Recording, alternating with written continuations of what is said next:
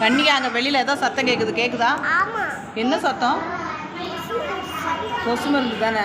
உனக்கு கொசு மருந்தை பார்த்தா பயம் தானே. இப்போ சத்தம் கேட்குது, என்ன பண்ணுவ நீ? என்ன பண்ணுவ இப்போ? இப்போ கொசு மருந்து வண்டி வரப்போகுது. இப்போ ஒன்று தூக்கி போட்டு போயிடும். போகும் தானே. நீ தான் பயப்படுறிய. பயந்தா என்ன ஆகும்? ஐயா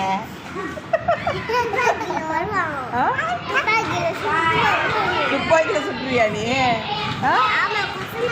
கொசு மருந்து தான் உன்னை தான் புகை அடிச்சுட்டு விட்டு போயிருமே.